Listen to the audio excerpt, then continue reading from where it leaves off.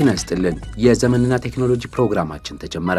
በዛሬው ቆይታችን እያደገና እየተስፋፋ የመጣውን የዲጂታል ኢትዮጵያ ፍላጎትን ለማሟላት ኢትዮ ቴሌኮም አዳዲስ የኔትወርክ ዝርጋታዎችን እያከናወነ ነው። በጣም ፈጣንና ቀልጣፋ በሚባለው በዚህ ፕሮጀክት ከኤሪክሰን ጋር በመተባበር ለባለሙያዎች ሰፊ ስልጠና እየሰጠ በአንድ ዓመት ውስጥም የኔትወርክ ስርጭቱን ወደ 100% ለማድረስ እየሰራ ነው። ምንድነው ዝርዝሩ? በስፋት እንመለከተዋለን።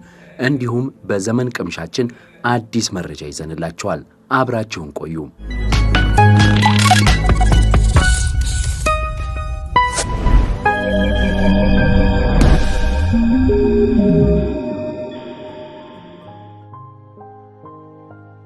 ኢትዮ ቴሌኮም ላለፉት 130 ዓመት ሰፊ ሀገር ሰፊ ህዝብ ሲያገለግል የቆየ ትልቅ ካምፓኒ ነው፣ አንጋፋ ካምፓኒ ነው።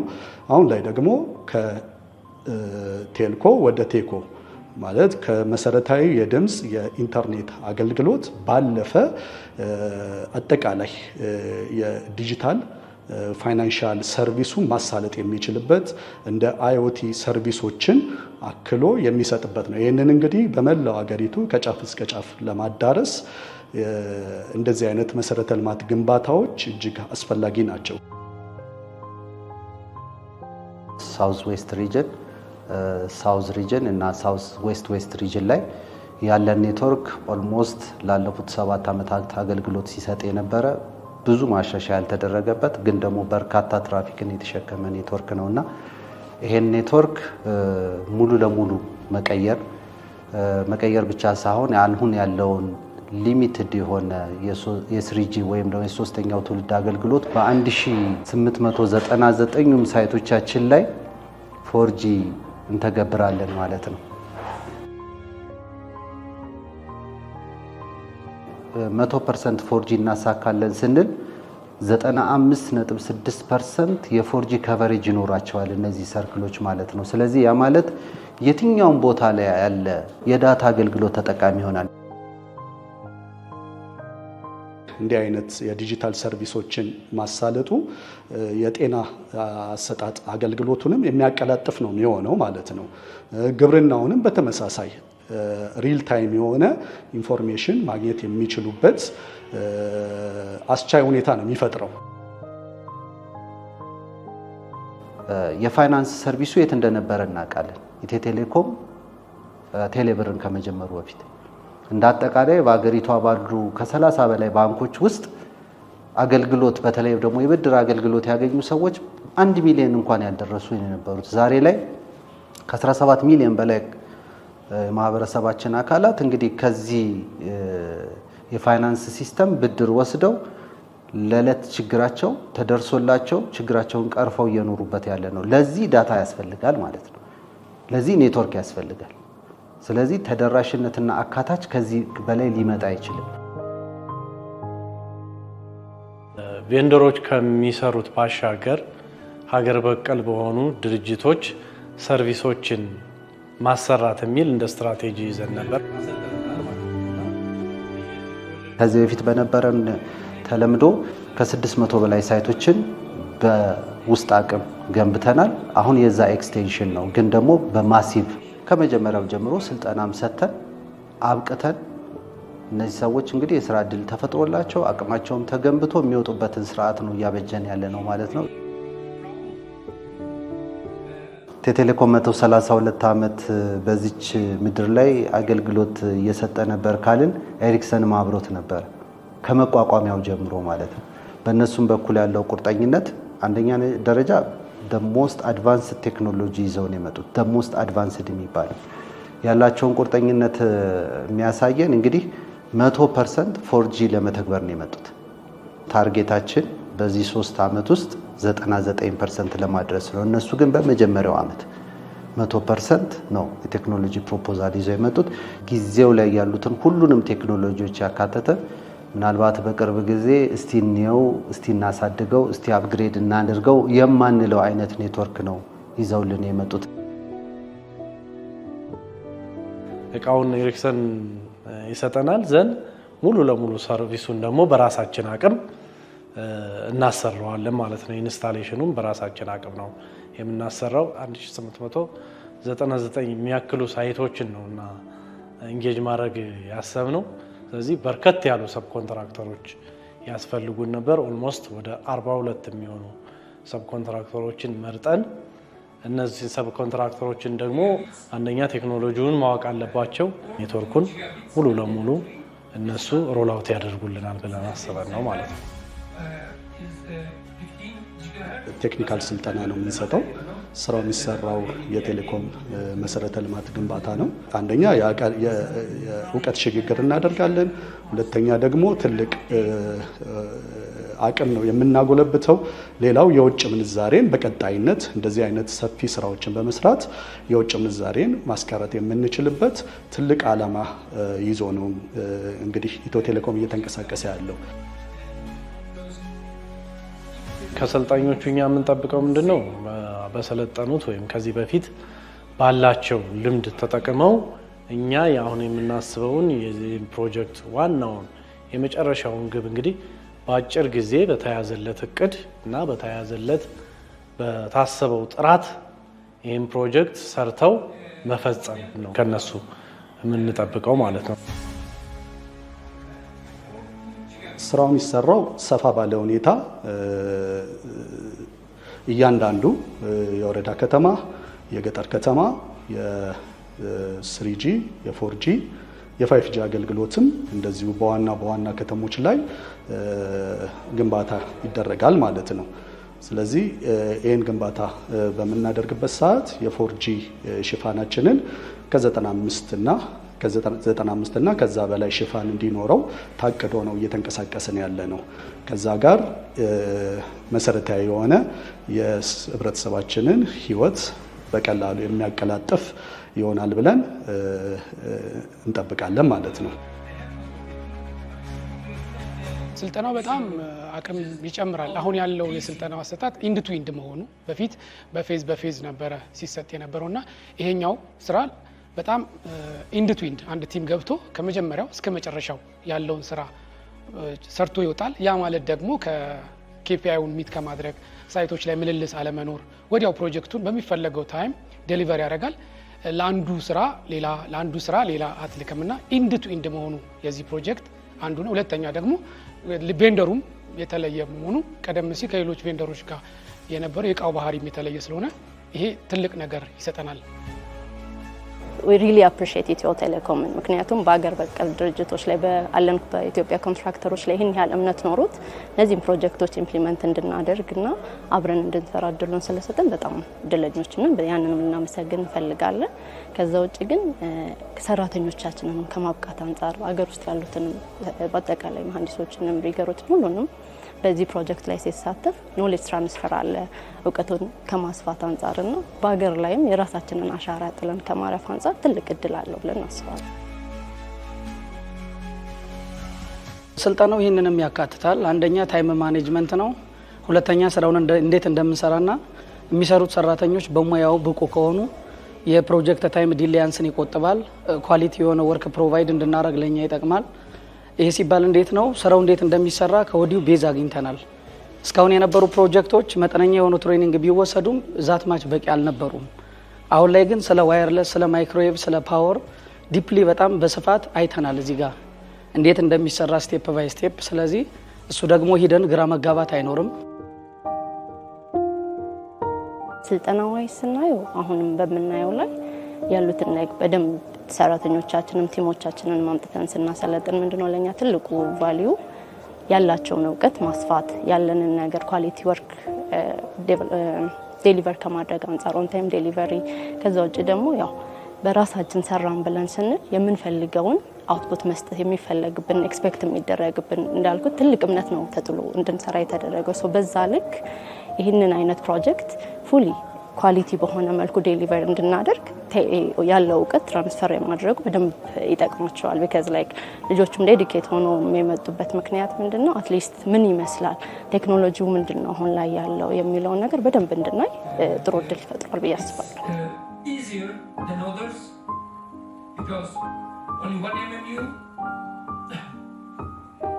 ከምንሰራው ስራ ጋር በተገናኘ ሰፊና ትልቅ የቴክኖሎጂ ሽግግር ከዚህ በፊት 3G እና 2G ነበር። አሁን 4G እና 5G ቴክኖሎጂ እድገቶችንም እያየን እንገኛለን እና ለኛ በጣም ሰፊ እንትን የፈጠረልን ስኪልድ እንድንሆን እውቀታችን እንዲጨምር ያው ስራውን ስንሰራ ቀድመን እውቀት ማግኘት ስላለብን የኤሪክሰን ቴክኖሎጂ ነው አሁን የምንሰራው።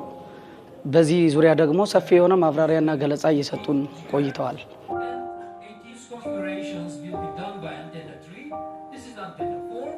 ስራን በጊዜ መጨረስና የኳሊቲ የማይነጣጠሉ ነገሮች ናቸው። ይሄ ስልጠና ደግሞ ትልቁን የሚሰጠው የተሰጠችው ጊዜ ስራዋ በአንድ ወር እንዲያልቅ ነው። ከ1800 በላይ ስራዎች በአንድ ወር እንዲያልቅ ነው እና ታይም ምንም ኮምፕሮማይዝ አይደረግም ማለት ነው። ታይም ደግሞ ተብሎ ኳሊቲ ከሌለ የሚፈልገው አውትካም አይኖርም። ስለዚህ ይሄ ትሬኒንግ አንደኛ ለኛ ይጠቅመናል። እኛም ያንን ሚት ለማድረግ በጥሩ ዝግጅት ላይ እንገኛለን። የኔትወርክ ስልጠናዎች በጣም ውዶች ናቸው። በተለይ ደግሞ እንደዚህ ቲር 1 በሆነ ቬንደር ወይም ደግሞ አቅራቢ እንደ ኤሪክሰን ባለ መሰጠት ማለት በጣም ኤክስፔንሲቭ ነው። ግን እነዚህ ሰዎች ይሄ እድል ተፈጥሮላቸው ነው ሲሰለጥኑ ያያችሁት። እንግዲህ ከዚህ ፕሮጀክት በጣም ብዙ ነገር ነው የምንጠብቀው ማለት ነው። ኔትወርክ አቅማችንን ማሳደግ፣ ከዛ ባሻገር ደግሞ የበቃ የሰው ኃይል ማደራጀት ነው። ይሄ የሰው ኃይል እንግዲህ ኔክስት ሆራይዘን ላይ ዲጂታል ኤንድ ቢዮንድ ብለን ለያዝነው እቅድ ፊውል ነው የሚሆነን ማለት ነው። አቅም ነው የሚሆነን፣ ማቀጣጠያ ነዳጅን የሚሆነን። ይህን አቅም ይዘን ነው እንግዲህ ከኢትዮጵያም ተሻግረን ሌሎች ሀገራትን እናማተራለን ብለን የምናምነው ማለት ነው። ልምድም ከዚህ ተስፋ እናደርጋለን። አቅም ስንፈጥር እንደ ሀገር ውስጥ የምንገነባው ይሄ እውቀት ይሄ ልምድ ከሀገርም ባለፈ ሁኔታ ሀገራችንም ኢትዮጵያን የሚጠቅም ኢትዮ ቴሌኮምም ደግሞ ዓለም አቀፍ የቴሌኮም ድርጅት ሆኖ መቀጠል የሚችልበት ትልቅ አቅም የሚፈጠር ነው እና ፋይዳው በጣም ብዙ ነው። ስለዚህ ለሰልጣኞች የምናስተላልፈው ዋናው መልእክት ይህንን እድል በአግባቡ እንዲጠቀሙበት። ከዚህ ስልጠና የሚያገኙት እውቀት ቀላል አይደለም። ከተለያዩ ቬንደሮች ጋር የቴሌኮም ዓለም አቀፍ ድርጅቶች ጋር የመስራት ትልቅ እድል ነው የሚፈጥርላቸው። ከዚህም ባለፈ ከሀገርም ባሻገር ልምዳቸውን እውቀታቸውን ማስፋት የሚችሉበት እድል ነው የሚፈጥረው ማለት ነው። ስለዚህ ከቢዝነስ ባለፈ እንደ ሀገር የምንፈጥረው አቅም ከፍተኛ ስለሆነ ይህንን እድል ተጠቅመው በቁርጠኝነት ስራውን ማከናወን እንዲችሉ እንግዲህ በኢትዮ ቴሌኮም ስም ማበረታታት ፈልጋለሁ።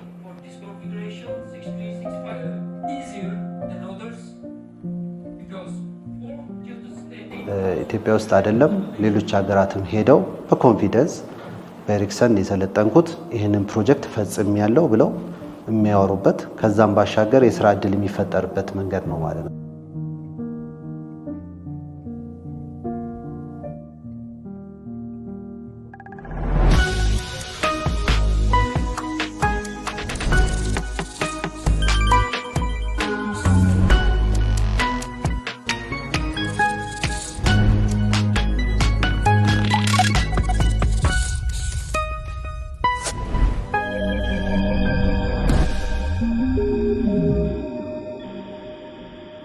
ሰላም እንዴት ናችሁ? ሳምንታዊ የዘመን ቅምሻ ፕሮግራማችን ተጀመረ። ከፕሮግራሙ ጋር አብሬያችሁ የምቆየው ዮሐንስ አለፈውም ነኝ። በዚህ ሳምንት ፕሮግራማችን ኢትዮ ቴሌኮም በቅርቡ ያስጀመረውን የኢትዮ ኮል የተሰኘ መተግበሪያ ወይም አፕሊኬሽን ስለሱ የምንመለከት ይሆናል። ጥቅሙ ምንድነው? የት ሀገሮች ላይ ስራ ጀምሯል? እነዚህንና ተያያዥ መረጃዎችን በዚህ ፕሮግራም አብረን የምንመለከት ይሆናል። አብራችሁን ቆዩ። ይህን የኢትዮ ኮል መተግበሪያ እንግዲህ ከፕሌይ ስቶር ወይም ደግሞ አፕ ስቶራችን ላይ በመግባት ኢትዮ ኮል ብለን ሰርች አድርገን እንግዲህ አውርደን መጠቀም እንችላለን። ይህ የኢትዮ ኮል መተግበሪያ ወይም አፕሊኬሽን እንግዲህ ለጊዜው የተጀመረባቸው ሀገራት ወደ 8 ሀገራት ናቸው። እነሱም እንግዲህ አሜሪካ፣ ካናዳ፣ ደቡብ አፍሪካ፣ ጣሊያን፣ እስራኤል፣ የመን፣ ኬንያ እና ጀርመን ናቸው። ስለዚህ እነዚህ ሀገራት ላይ የምንገኝ የኢትዮ ቴሌኮም ደንበኞች እንግዲህ ምንድነው የምናደርገው? የኢትዮ ኮል መተግበሪያችንን ከአፕ ስቶር ወይም ከፕሌይ ስቶር ላይ በማውረድ ማስጀመር እንችላለን ማለት ነው። በድጋሜ ተመልሰን መተናል። ውድ ተመልካቾቻችን ይህ የኢትዮኮል መተግበሪያ ወይም እንግዲህ አፕሊኬሽን የት እንደምናገኘው እንዲሁም የት ሀገራት ላይ በጊዜያዊነት እንደጀመረ ተመልክተናል። አሁን ደግሞ ይህ የኢትዮኮል መተግበሪያ ወይም አፕሊኬሽን ምንድን ነው የሚጠቅመው የሚለውን ዝርዝር አድርገን እንመለከታለን። በድጋሜ አብራችሁን ቆዩ። ይህ ኢትዮኮል የተሰኘው መተግበሪያ ወይም አፕሊኬሽን እንግዲህ ውጭ ሀገር እየኖርን ወዳጅ ዘመዶቻችንን እንግዲህ ቀለል ባለ ታሪፍ በጣም በቅናሽ በሆነ ዋጋ ናፍቆታችንን የምናወጣበት የምንደውልበት፣ መደወል ስንል እንግዲህ ወደ መደበኛ ስልክ ወይም በተለምዶ የቤት ስልክ ወደምንለው ቁጥር ሊሆን ይችላል። እንዲሁም ደግሞ ወደ ወዳጅ ዘመዶቻችን የሞባይል ቁጥርም ያስደውለናል። ስለዚህ ወደ ሁለቱም እንግዲህ በቀለል ባለ ታሪፍ ደውለን ወዳጅ ዘመዶቻችን ጋር የምንገናኝበት ነው። ይህ ብቻ አይደለም ጥቅሙ እንግዲህ በምትገዙት ፓኬጅ መሰረት እንግዲህ ጥሪዎችን ደግሞ ወደ እናንተ ከሀገር ውስጥ ሲደወልላችሁ በነፃ ሁሉ የምትቀበሉበት አማራጮች ተዘጋጅተዋል ማለት ነው። ሌላኛው እዚህ ጋር እንግዲህ እንደ ተጨማሪ መረጃ ልሰጣቸው የምፈልገው ምንድን ነው፣ ይህ ኢትዮኮል አፕሊኬሽን እናንተ ካወረዳችሁ እንግዲህ እዚህ ያለ ወዳጅ ዘመዶቻችሁ አፕሊኬሽኑን ማውረድ አይጠበቅበትም። እናንተ አፕሊኬሽኑ አውርዳችሁ ትጠቀማላችሁ እንጂ እዚህ ጋር ያለው ወዳጅ ዘመዶቻችሁ ቀጥታ በሞባይል ስልኩ እንዲሁም ደግሞ የቤት ስልክ ከሆነም የመደበኛ ስልኩ የእናንተን ጥሪ በቀላሉ መቀበል ይችላል። በዛሬው ፕሮግራማችን እንግዲህ እያየን እየቃኘን ያለነው ኢትዮኮል የተሰኘውን የኢትዮ ቴሌኮም መተግበሪያ ወይም አፕሊኬሽን ነው። ከሱ ጋር ተያይዞ ዘርዘር ያሉ መረጃዎችን እያየን ነው። አሁን ደግሞ በተጨማሪነት የምነግራችሁ ምንድነው ነፃ ጥሪ ብያችሁ ነበር ቅድም። ይህ ነፃ ጥሪ ምንድነው? ስትገዙ እንግዲህ ጥቅሎች አሉ ብያችኋለሁ። ውጭ ያላችሁ የኢትዮ ቴሌኮም ደንበኞች ሀገር ውስጥ ላሉ ወዳጅ ዘመዶቻችሁ ጥሪ ማድረግ የሚያስችላቸው ሆኖ ሳለ ከዚህ ደግሞ ወዳጅ ዘመዶቻችሁ ወደ እናንተ ቁጥር ይደውላሉ አይደለ? ስለዚህ ያንን የገዛችሁትን ፓኬጅ መሰረት ያደረጉ ነፃ ጥሪዎች ይፈቀዳል ማለት ነው። ይህ ማለት ምን ማለት ነው? እዚህ ያለ ወዳጅ ዘመዶቻችሁ ለእናንተ ውጭ ላላችሁ ሲደውሉ እዚህ ያለው ሰው ምንም አይቆጥርበትም። እናንተም ፓኬጃችሁ ላይ ታሳቢ የተደረገ ሂሳብ ስለሆነ አይቆጥርባችሁም። ስለዚህ የሀገር ውስጥ ጥሪዎችን በነፃ ወደ እናንተ መቀበል የሚያስችላችሁ አገልግሎትም አለው ማለት ነው። ውድ ተመልካቾቻችን በዛሬው የዘመን ቅምሻ ፕሮግራማችን ኢትዮ ቴሌኮም ለእናንተ ለክቡራን ደንበኞቹ ካቀረባቸው አገልግሎቶች መካከል እንግዲህ ኢትዮኮል የተሰኘውን መተግበሪያ ወይም አፕሊኬሽን ዘርዘር አድርገን ለማየት ሞክረናል። የኢትዮኮል ምንድን ነው የሚለውን ጨምሮ የት ሀገራት ላይ ወደ 8 ሀገራት ላይ በጊዜያዊነት እንደተጀመረና ሌሎች ሀገሮችም ላይ እንደሚቀጥል አውርተናል። ከዚህ ጋር ተያይዞም ተጨማሪ መረጃዎችን አይተናል። የዛሬው የዘመን ቅምሻ ፕሮግራማችን በዚሁ ተጠናቀቀ። በቀጣይ ሳምንት የዘመን ቅምሻ ፕሮግራማችን እንዲሁ ከኢትዮ ቴሌኮም ምርትና አገልግሎቶች ጋር የተያያዙ ጠቃሚ ጥቆማዎችን፣ ምክሮችን ይዤላችሁ ቀርባለሁ። ከፕሮግራሙ ጋር አብሬያችሁ የነበርኩት ዮሐንስ አለፈውም ነኝ። እስከ ሳምንት፣ መልካም ሳምንት።